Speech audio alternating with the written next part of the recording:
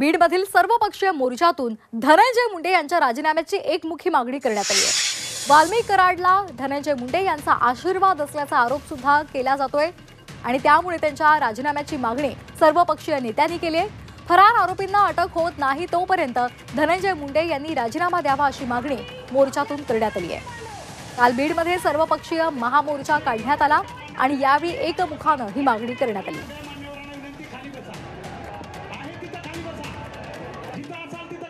वाल्मिक कराड या मोर्चाला संरक्षण देणारे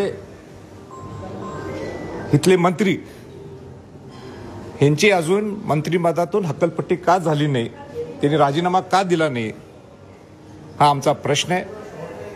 माझा म्हणण्याचे मी महाराष्ट्रात पहिला होतो की मंत्रिपद शपथ घ्यायच्या अगोदर मी त्यांना सांगितलं होतं की ह्या केसला जर न्याय द्यायचा असेल तोपर्यंत तुम्ही ज्या वाल्मिक कराडचे जे आश्रयदाते आहेत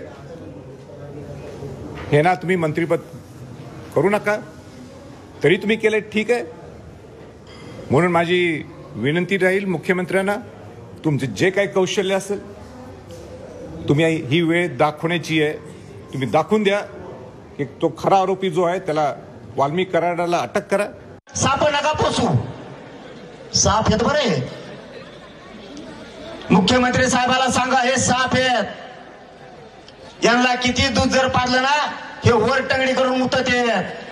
पोसू नका यांना, तुम्ही पोसलं आम्ही चरबी उतरणार आहेत। मग 100% चरबी उतरणार, आपण ज्याची चरबी उतरेल म्हणलो ना त्याची उतरत असतो। लय खतरनाक अवलाद आहे बघी, उतरणार म्हणजे उतरणार। खून करणारे बी ह्यांच्याच घरी पाणी भरतात आणि ज्यांचं गेलंय ते बी ह्यांच्याच घरी पाणी भरतात। हा नवीन परळीचा पॅटर्न पोराव तुम्ही शिकून घ्या। धनंजय मुंडे मंत्रिमंडळामध्ये असल्यास या केसमध्ये कोणालाही न्यायाची अपेक्षा नाही आणि म्हणून या निमित्तानं मी मुख्यमंत्री आणि अजितदादांना विनंती करतो की या केसचा निकाल जोपर्यंत आरोपी